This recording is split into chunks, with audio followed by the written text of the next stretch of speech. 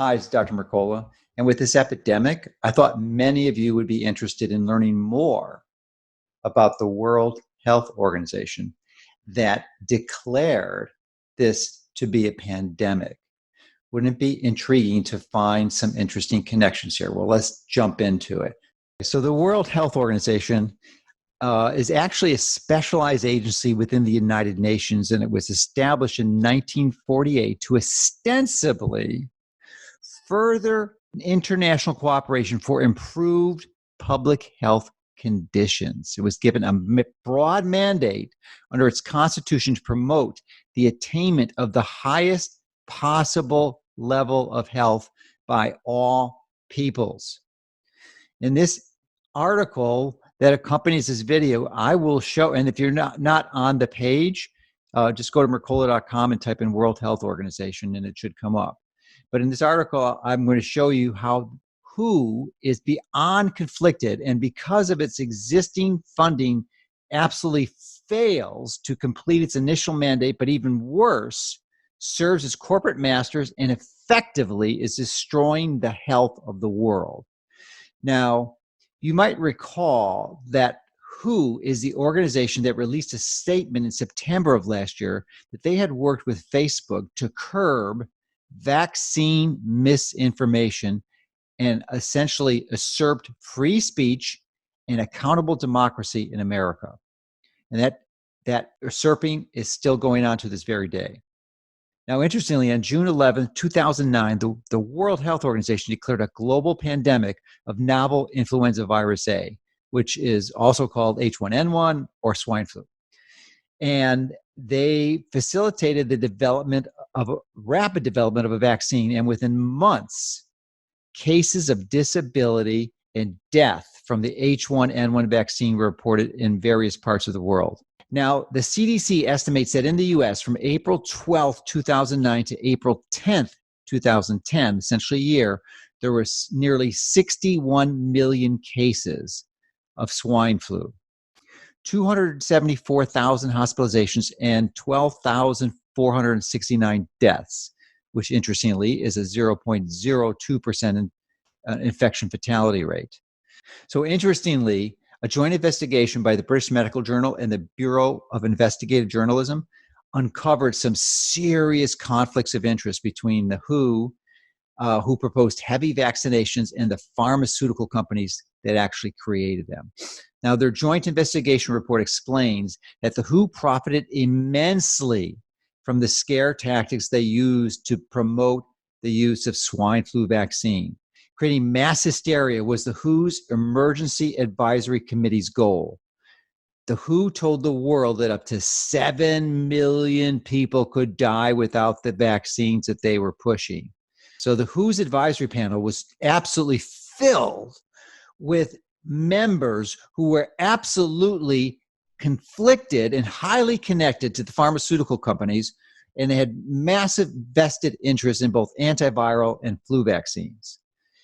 Since over $4 billion was invested in developing these vaccines, and without a pandemic, there would be no use for them. So they used propaganda and fear and pushed these drugs on unsuspecting people and made loads of money. In the January 2000 issue of a trade journal, Pharmaceutical Technology, they disclosed that only 1/4 of WHO's funding comes from its member states, the countries that are actually form the WHO.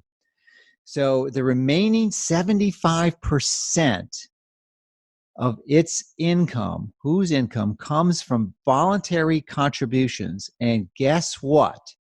The Bill and Melinda Gates Foundation is the largest contributor in donations, and they exceed those of any individual member state.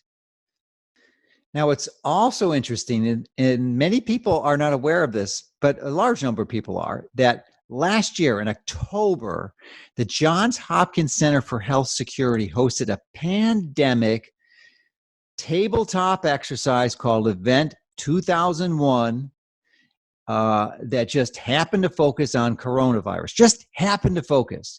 And they partnered with the World Economic Forum and guess who else? The Bill and Melinda Gates Foundation.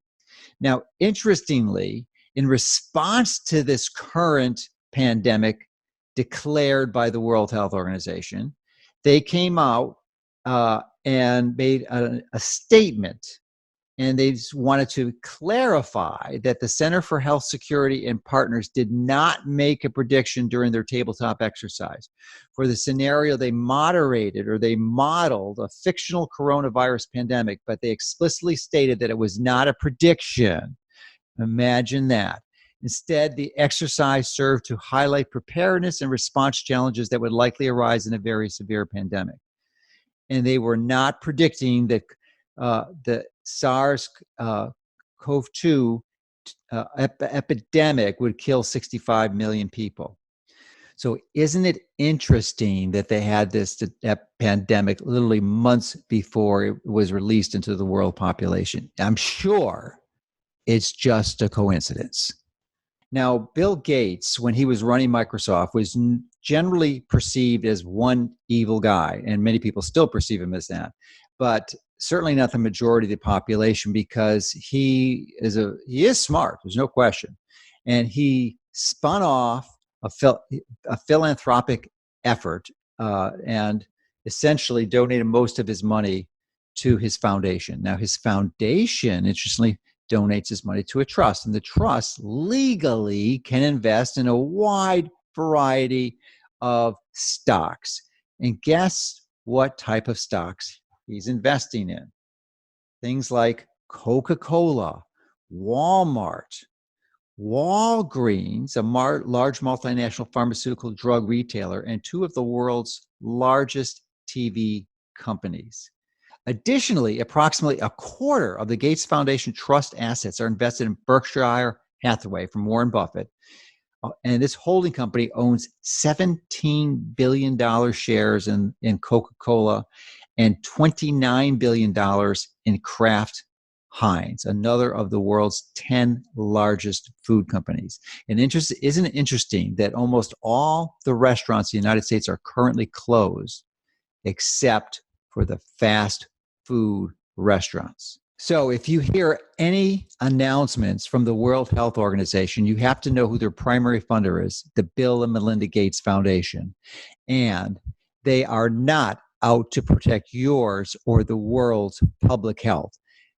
Quite to the stark contrast, their intention is not to protect yours or the public's health interests, but it's to reward their corporate investors.